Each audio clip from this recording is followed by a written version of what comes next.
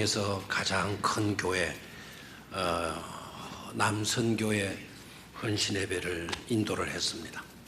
그날 비가 왔는데도 성도들이 굉장히 많이 나왔더라고요.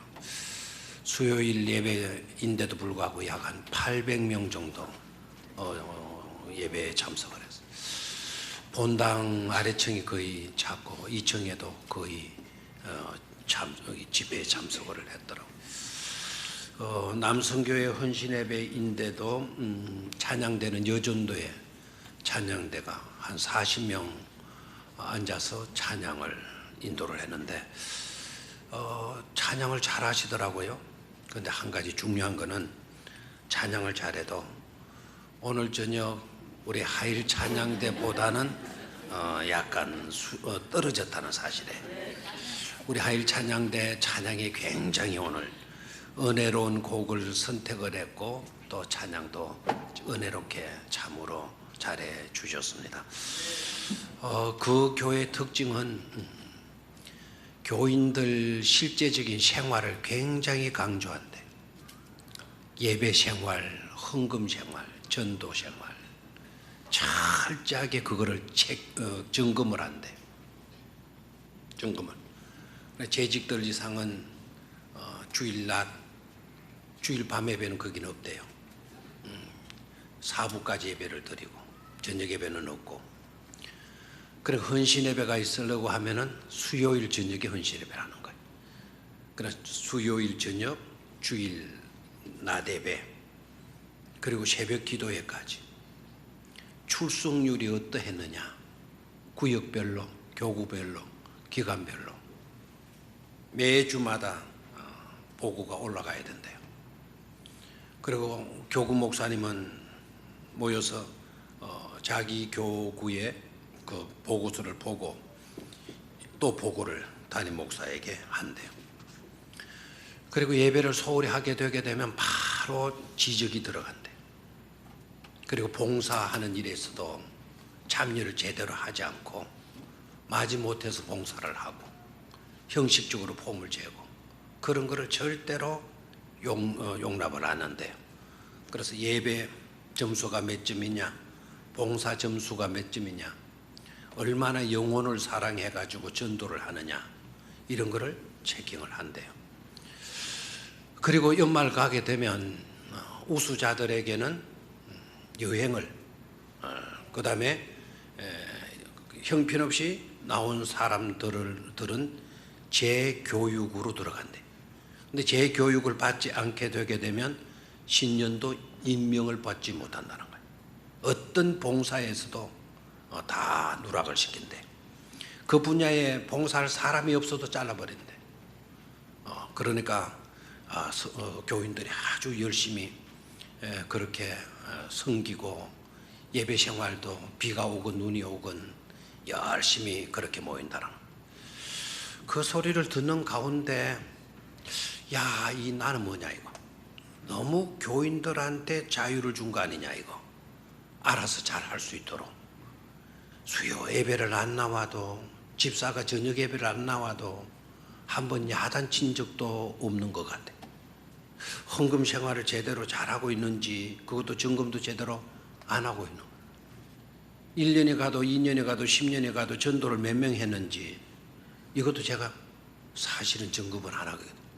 기본적인 것이니까 기본적으로 잘 감당해 주겠지.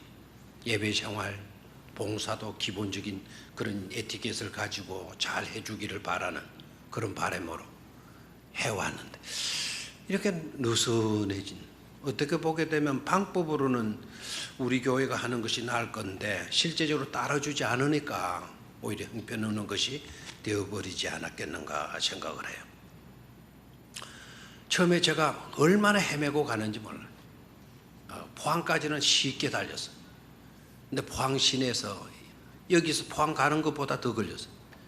이 내비 양이 얼마나 애를 먹이는지 그냥 제가 제1주차장으로 내비를 찍고 가는데 이놈의 계속 포항 시내 지리를 제가 잘 모르기 때문에, 그리고 그 교회에서도 저한테 정확하게 정보를 안 줬어요. 왜냐하면 우리 교회를 못 찾아온다라는 거는 이거는 말도 안 된다. 우리 교회까지 크고 좋은 교회가 어디 있냐. 그러니까 어렵게 잘 찾아오겠지. 그렇게 여겼던 것 같아. 정말 헤맸어요. 그리고 겨우 찾아 들어가니까 가슴이 붕붕붕붕 뛰는 거예요. 얼마나 돌았는지. 그냥 좀 가서 쉬고 일찍 도착하면 차 안에서 거꾸로 다리를 좀 올리고 누워있다가 들어가려고 했는데 전혀 그런 것이 없어져 버렸어요. 겨우 시간에 맞춰 들어가는데 교인들이 막 앉아나. 그래 처음에는 떨려요. 숨도 가쁘고. 그래 안녕하세요 했더만은 또 반응이 아무 반응도 없어요. 그래서 다시 안녕하세요. 그래 또 반응이 없어요. 역시 그럴 줄 알았습니다. 울산에서 왔다고 이렇게 터시에 부리도 됩니까? 차별하지 마십시오. 본교회 담임 목사 나와서 할렐루야 했다 마맹 가르치고 낯선 형편없는 목사가 왔다고 안녕하십니까 정식으로 인사를 하는데도 그렇게 썰렁하게 합니까? 그랬더니 와르르 웃으면서 아멘 해주시더라고요. 그래서 제가 처음에는 많이 떨었어요. 떨고 일부러 또 약간 그렇게 헤매줬어요. 그래 주면 누가 좋아하는 줄 알아요? 담임 목사님이 굉장히 은혜 받는 거예요. 그 모습으로 은혜를 받는 거예요. 말씀을 듣는 태도가 너무 좋고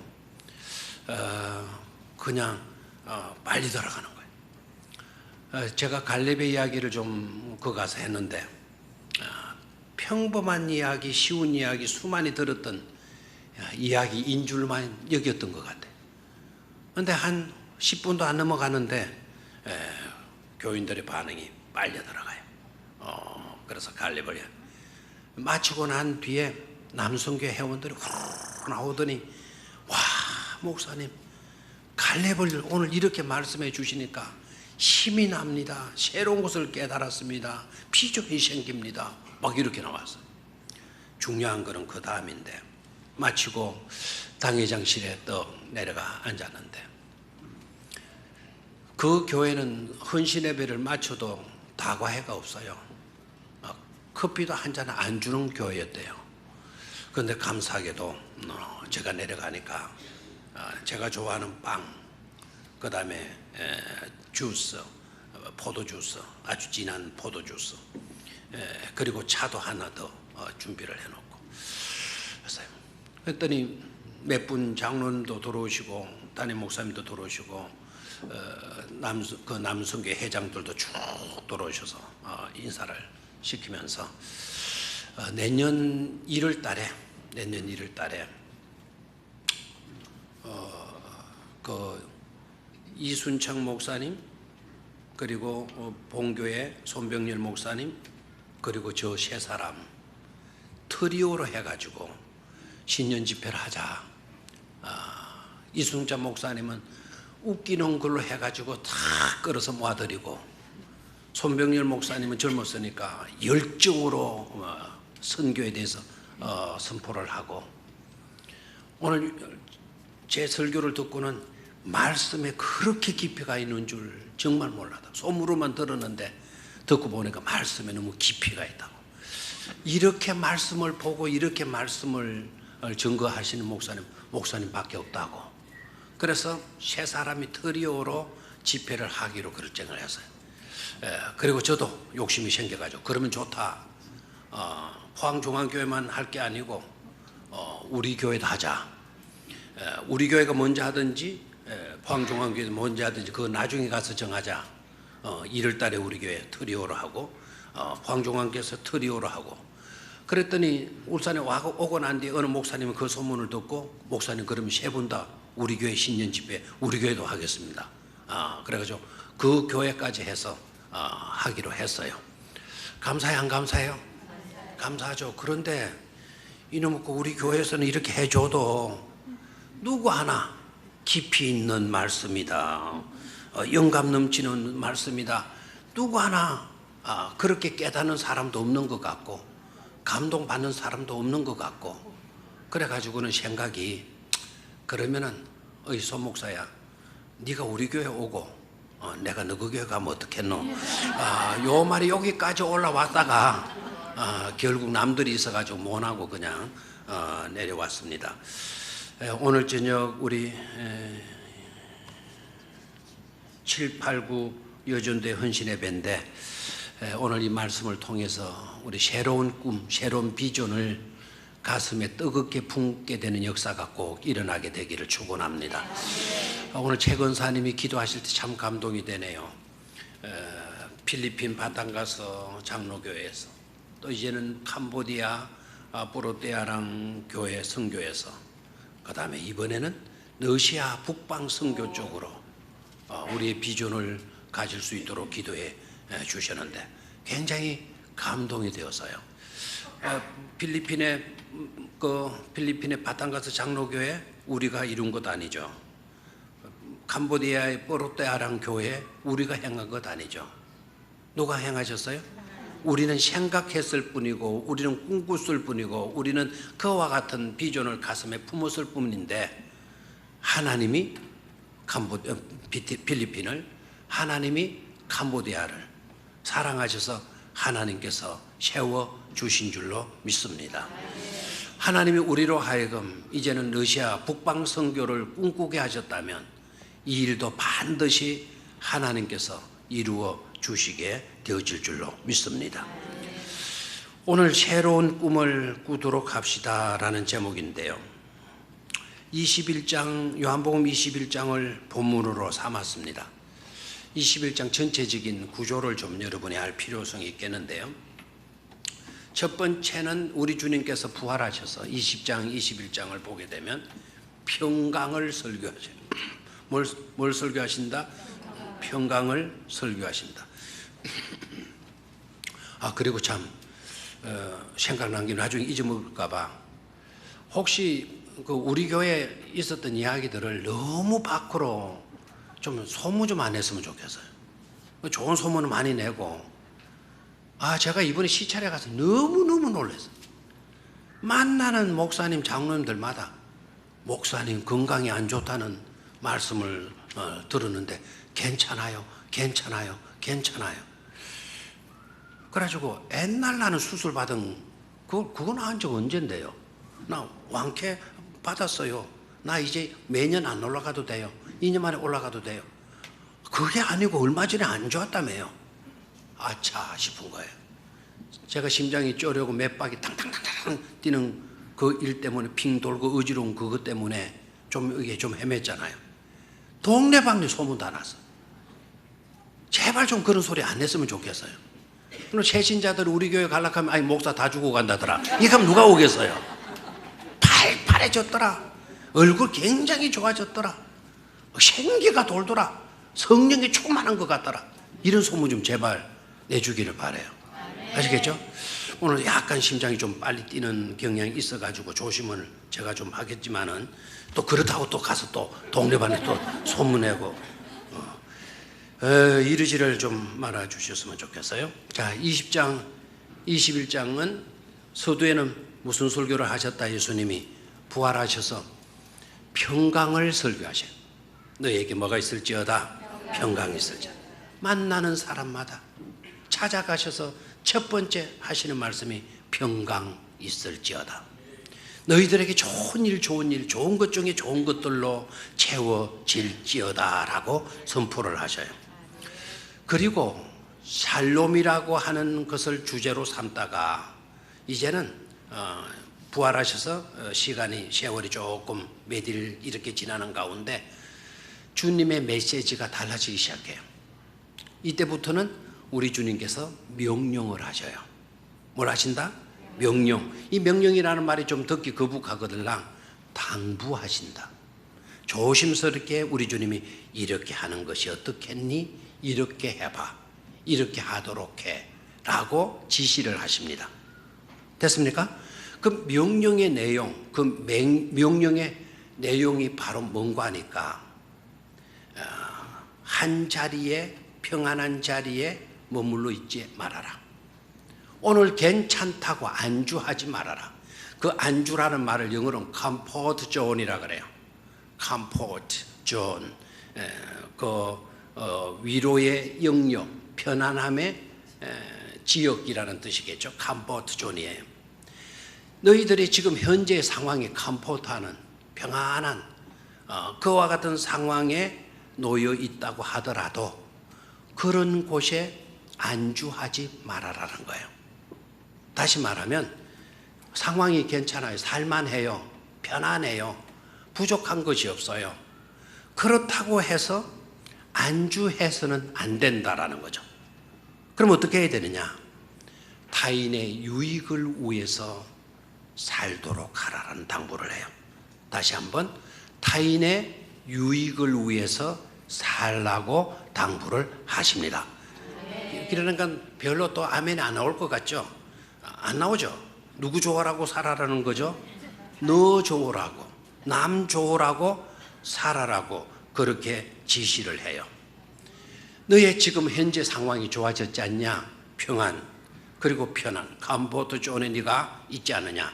그렇다면 그런 것에서 안주하지 말고 누군가의 유익을 위해서 살도록 하라라는 당부를 해요. 아멘입니까? 그 누군가가 여러분의 자녀, 여러분의 부모, 여러분의 친척, 여러분의 친구들일 수도 있고요. 우리 이웃일 수도 있고 우리 세계 만방 사람일 수도 있을 거예요. 뿐만 아니라 그 누군가가 타인이라 했을 때에도 그 누군가를 위해서 네가 살도록 하라, 남을 위해서 살도록 해라. 그리고 교회를 사랑하고 교회를 위해서도 네가 뭐 하도록 해라? 살도록 해라라는 거예요. 내가 편안하다는 절대로 그런 것에 머물러서는 안 된다라는 겁니다. 콜링이라고 하는 유명한 목사님이요, 이런 설교를 하셨어요. 위대함의 최대의 적은 바로 선한 데 있다. 다시 한번, 위대해지는 것의 최대의 적은 오늘 상태가 좋은 데 있다. 그래서 from good to great, 좋은 것에서 to great, 위대한 것으로 나아가도록 하라는 거예요. 한번 따라오십시오. 좋은 것에서 위대한 것으로. 오늘 좋습니까? 좋은 것에 멈춰 있지 말아라는 거예요. 어디로 나아가도록 해라?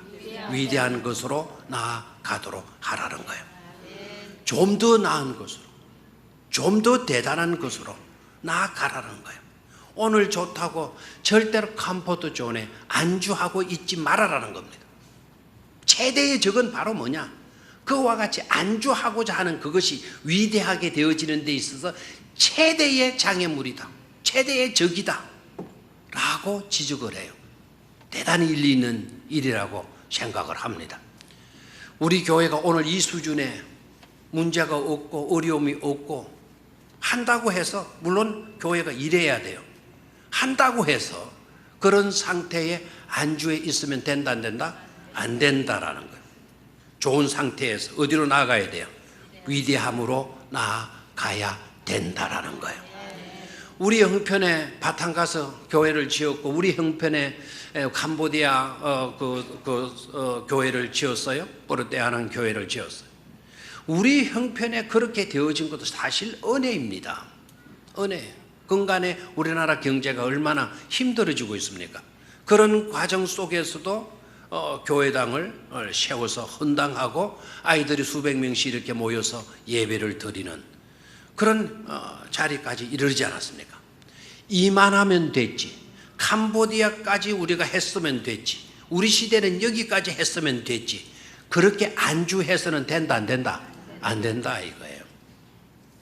From good to great, 선한 것에서 좋은 것에서 어디로 나아가자? 위대한 것으로 나아가야 된다라는 거죠. 그래서 우리는 크게 위대한 것을 꿈꾸지 못한다 하더라도 이제는 저 북방 얼음산을 향하여, 북방 선교를 향하여 비전을 가슴에 품어야 될 줄로 믿습니다. 남을 위해서 살라라는 거죠. 성경의 메시지. 오늘 주님도 낮에도 말씀을 드렸지만 주님은 우리들처럼 달랐다. 우리들과는 달랐다. 우리들은 이기주의로 자기 중심으로 살려고 한다. 모두가 자기 이익으로, 하나님을 믿으면서도 내 유익을 찾고, 교회를 다니면서도 내 유익을 찾아 교회의 유익을 구하는 것이 아니라 내 유익을 구하며 살아갈 때가 많죠. 나 좋으라고, 내 유익을 위해서. 근데 우리 주님은 달랐다 그랬죠. 주님은 철저히 자기를 위해서 사셨나요? 십자가에 죽으셨는데 주님 자신을 위해서 죽으셨나요? 누구를 위해서? 우리를 위해서. 주님의 형편에서 보게 되면 주님의 입장에서 보면 너희들을 위해서 내가 죽어주는 거예요.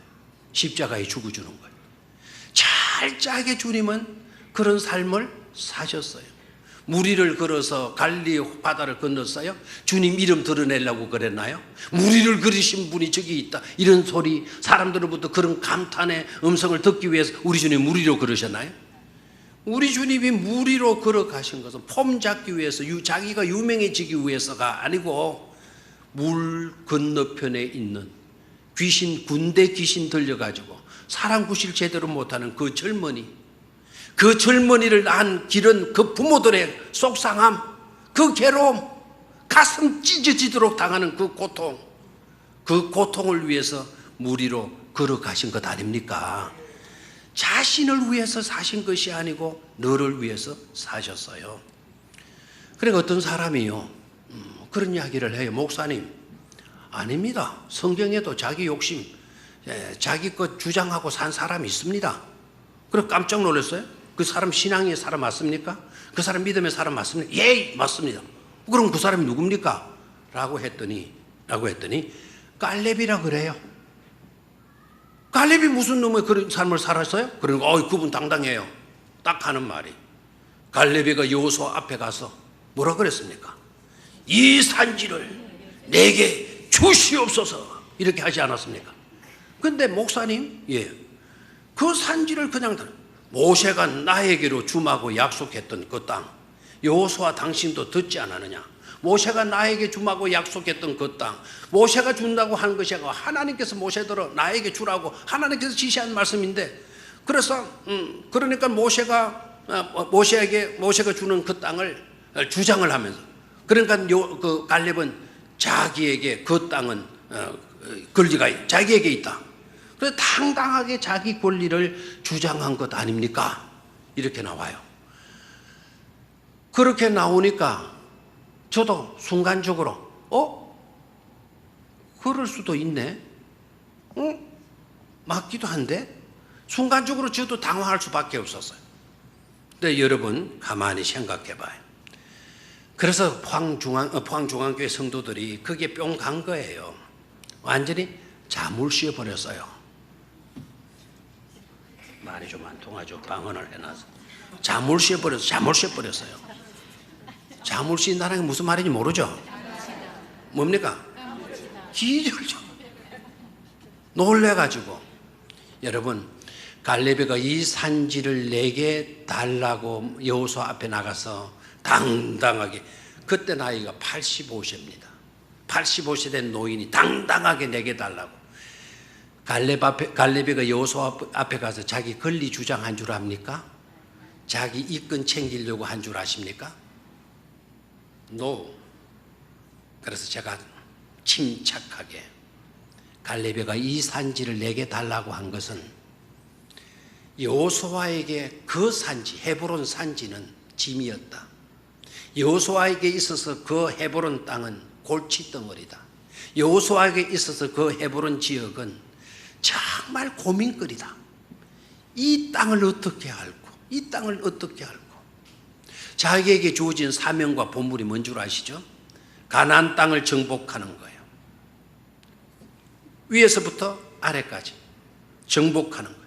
그냥 땅덩어리만 정복하는 것 아닙니다. 거기에 살고 있는 가나안 집족속들을 다 몰아내고 죽여야 돼요. 심지어 태중 속에 들어있는 생명도 죽여야 돼요.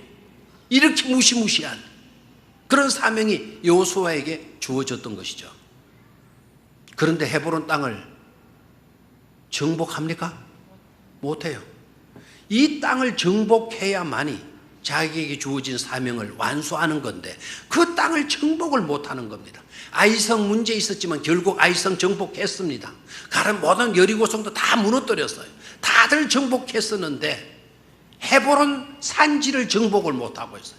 그러니까 잠을 잘 수가 없죠. 자나깨나 헤브론을 어떻게 할까? 그것 때문에 골치를 썩이고 그것 때문에 고통, 그것 때문에 부담을 안고 음식 맛도 제대로 못 느끼면서 지내는 것 아닙니까?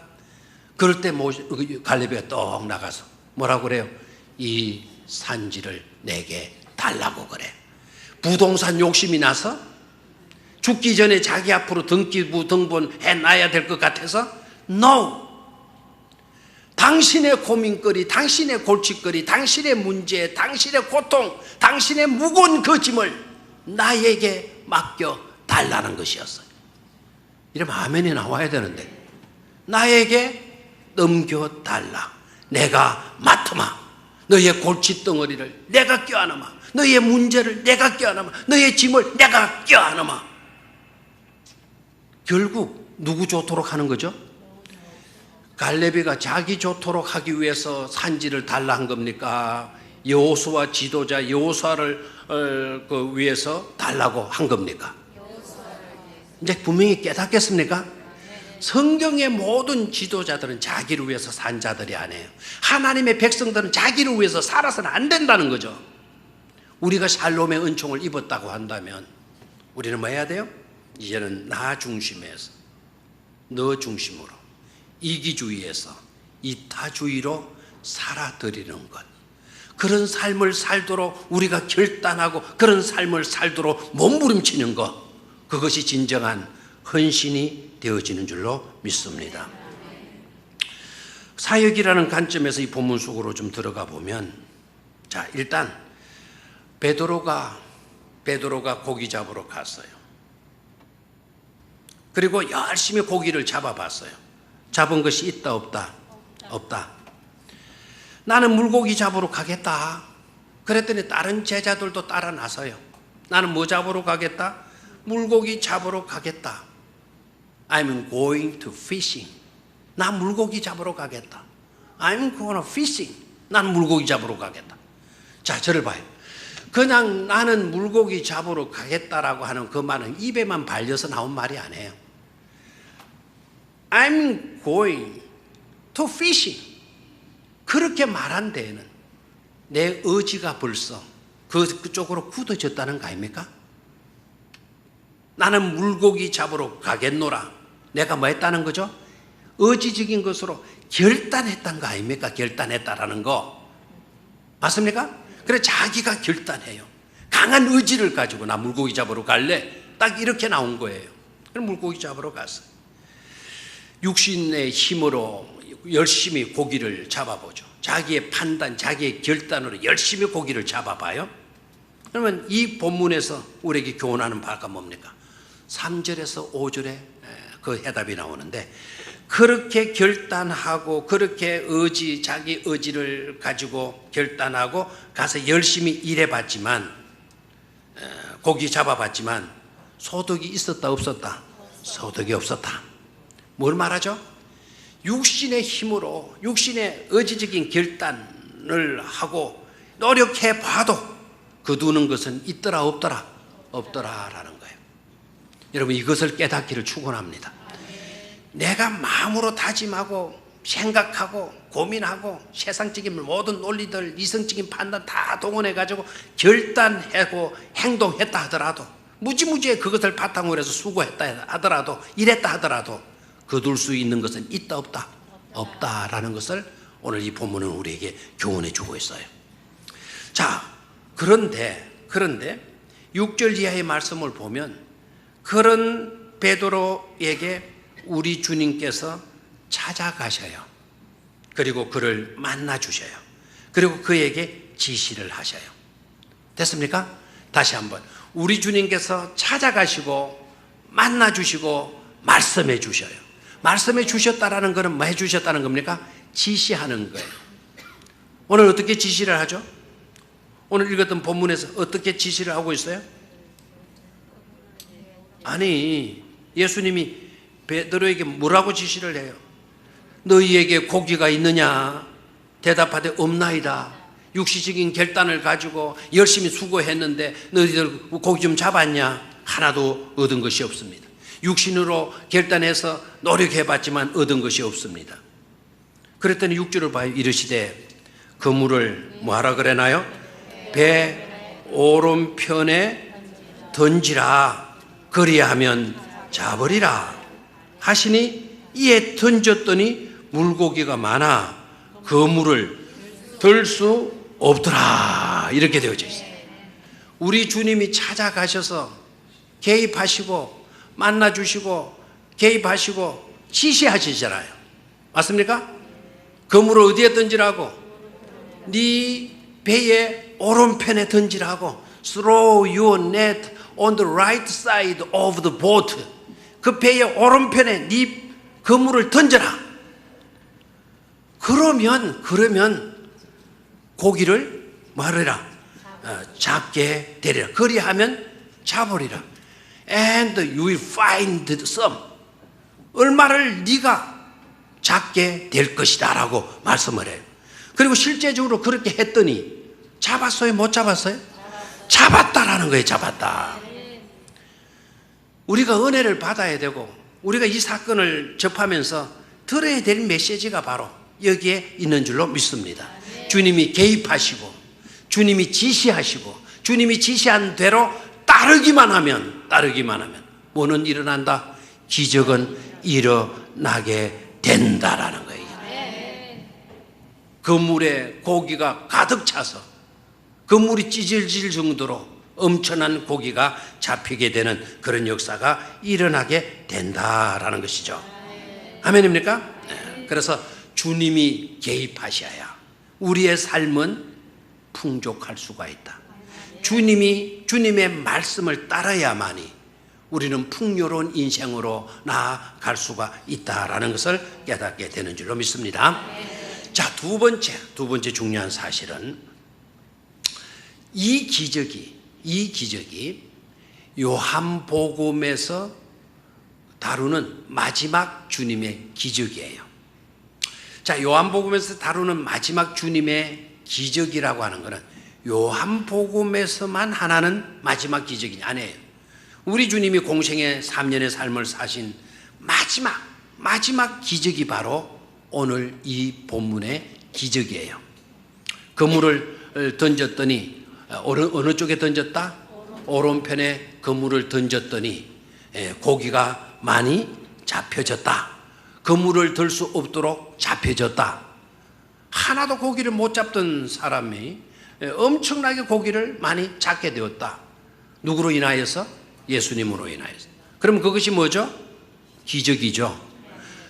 예수님이 마지막으로 행하셨던 기적입니다. 그런데 이 마지막으로 행하셨던 이 기적이 요한복음의 마지막에 서술이 되고 있어요. 요한복음 몇 장까지 되어져 있죠? 21장까지 되어져 있어요. 21장 마지막 장에서 마지막으로 우리 주님께서 행하신 기적을 다루고 있어요. 어느 성경에서? 요한복음에서. 자, 여러분, 제가 요한복음에서라고 하는 이 말을 강조하는 이유를 여러분 눈치챘습니까? 요한은 예수님이 행하신 첫 번째 이적도 요한이가 다뤄요. 예수님이 마지막 행하셨던 마지막 기적도 누가 다루고 있다? 요한이 다루고 있어요.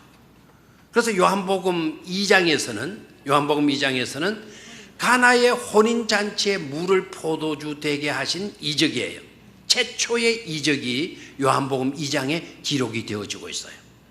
그리고 마지막 이적은 뭐냐? 베드로에게 찾아가셔서 베드로에게 그 빈 배를 오른편에 그물 던지게 해서 그 배를 153마리 물고기를 잡게 한 기적으로 이렇게 다뤄지고 있어요. 깨닫겠습니까?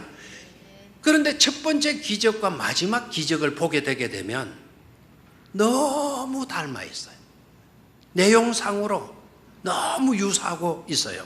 가령 간략하게 제가 빨리 말씀을 드린다고 한다면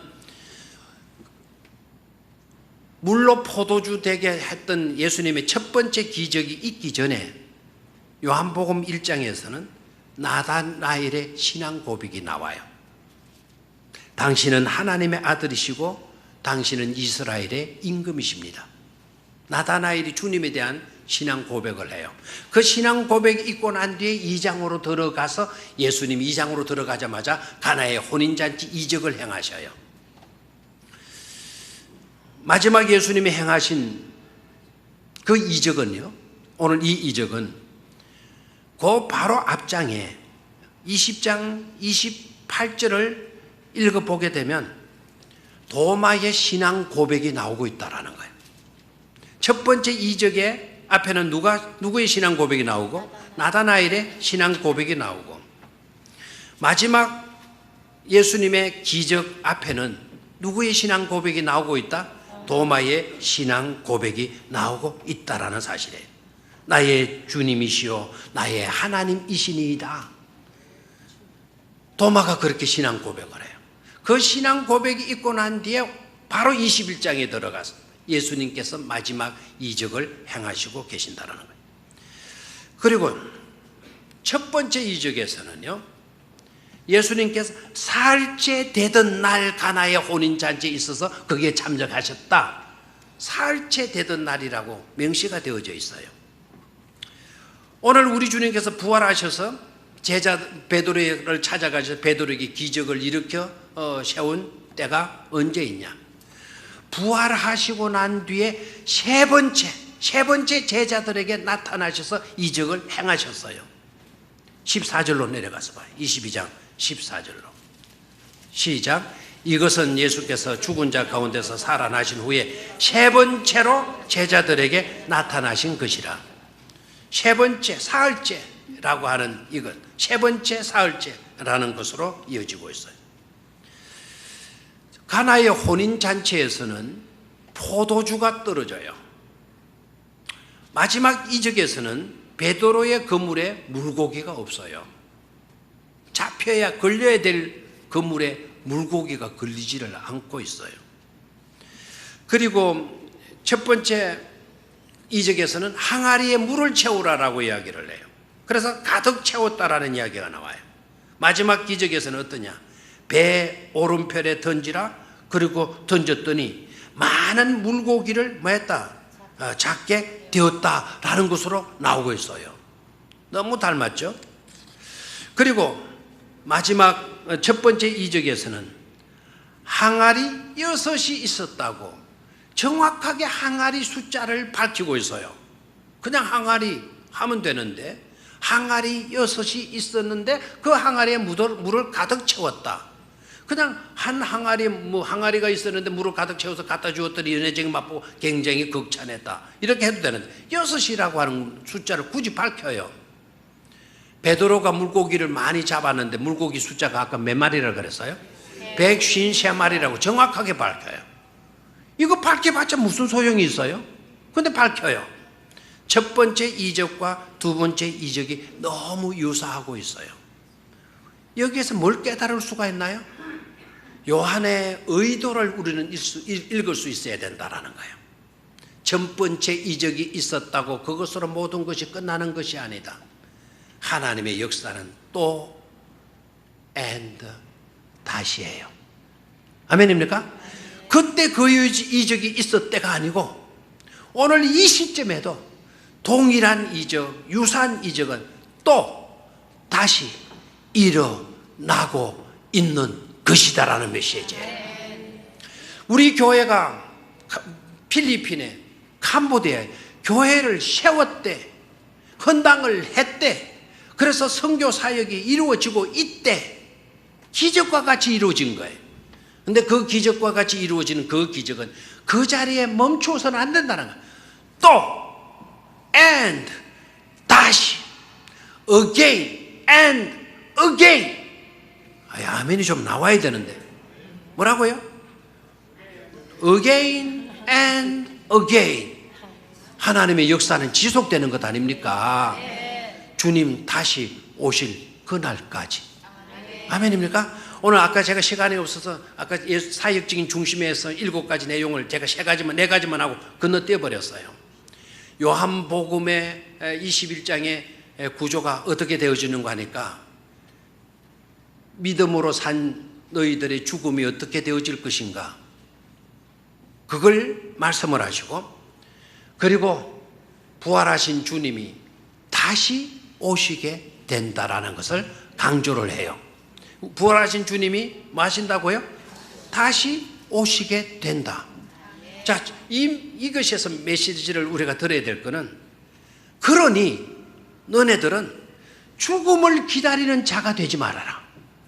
너희들은 죽음을 기다리는 언제 죽을지 그 날짜를 헤아리는 자가 되지 말고 주님 언제 다시 오실지를 기다리는 자가 되라는 거예요. 아멘입니까? 우리가 언제 죽을지를 몰라, 언제 죽을지 몰라, 언제 죽을지도 모르는데 뭐 이런 생각하지 말라는 거예요. 주님 다시 오실 때까지. 아멘입니까? Again and again. 또 그리고 다시. 아멘입니까? 캄보디아 우리 필리핀 그 바탕가스 장로교회가 이제 어느 정도 규모를 갖추었어요. 학교를 지었는데 이제 학교도 빚도 거의 다 갚고 이제 5천만 원 정도 남아 있어요. 5억 가까이 건축이 시작이 되었고 학교 공사가 시작이 되었고 5억 가까이의 모든 예산을 하나님이 채워 주셨어요. 놀라운 기적이 아닐 수가 없는 줄로 믿습니다. 우리 교회 여러분들의 크게 부담을 안 주기 위해서 그냥 우리 헌금하고 그리고 뭐 필요할 때 헌금하고 또 교회에서 우리 선교비 들어오면 그거 해서 보내드린 것밖에 없어요.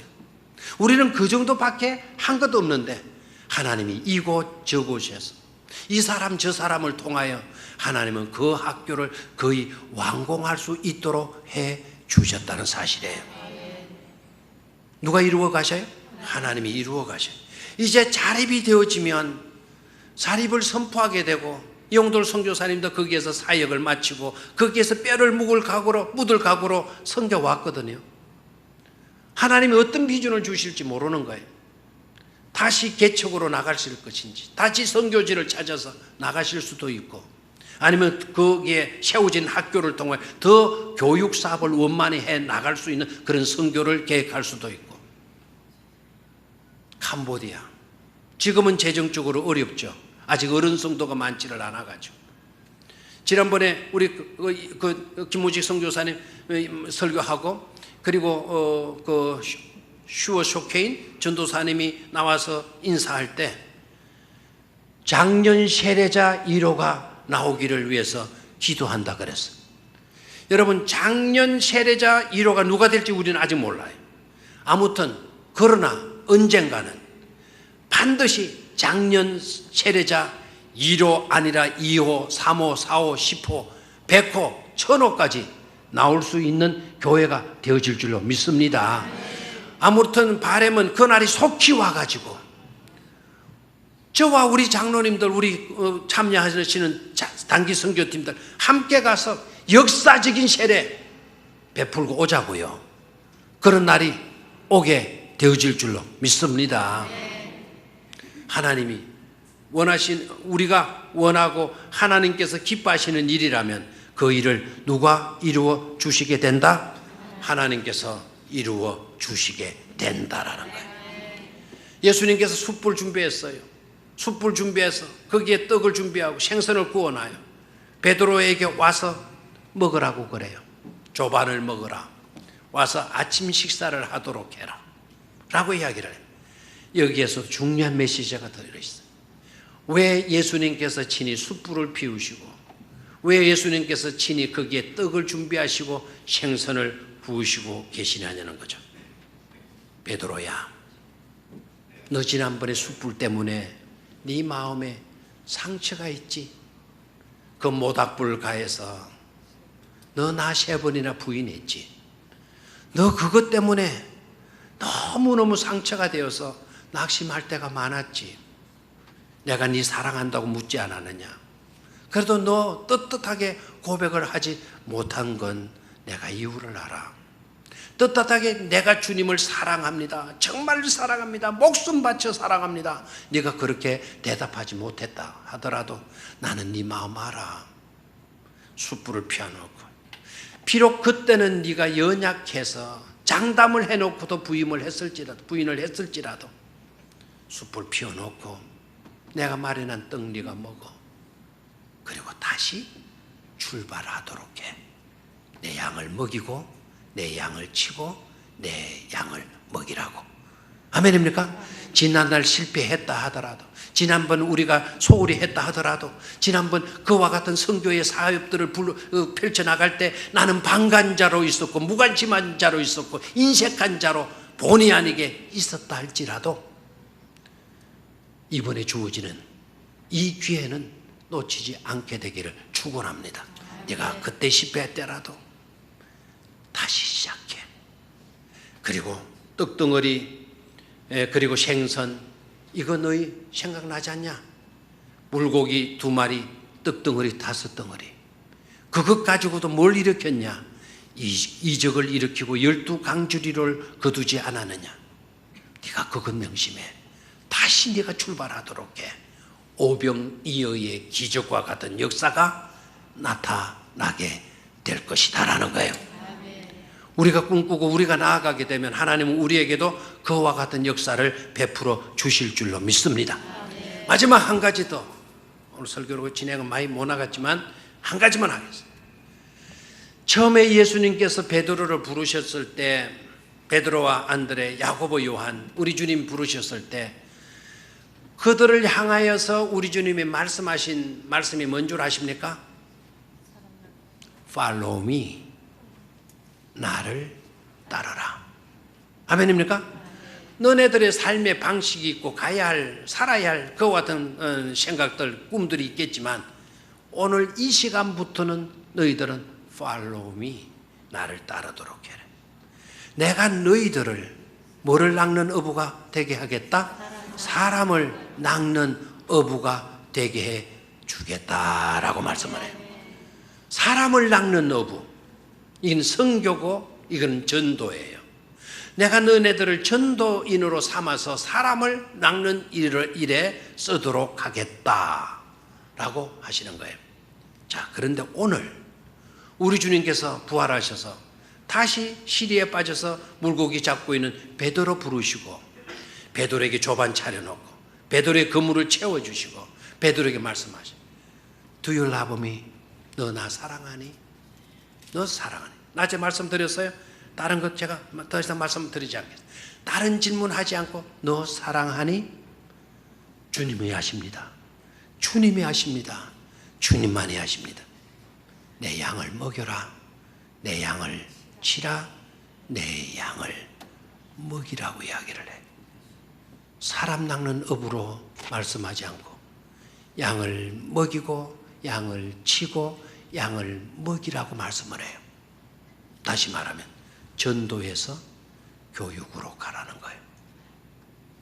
아멘입니까? 전도의 사명에서 이제는 그들을 키워내는 교육 사역으로 나아가라는 겁니다. 아멘입니까? 그래서 우리가 러시아에, 우리가 캄보디아에 교회를 세우고 학교를 세우고 러시아에 학교를 세우고 신학교를 세우고 신학교를 지원해야 될 이유가 어디에 있느냐? 사람을 많은 데 있다, 교육하는 데 있다라는 거예요. 주의 종들을 키우는 데 있다. 먹이고 키우고 먹이는 사역으로 나아가야 될 것이라는 것을 깨달을 수가 있는 줄로 믿습니다. 이런 교회, 이런 일을 위해서 우리 여전도회가 헌신할 수 있게 되기를 주의 이름으로 축원합니다. 하나님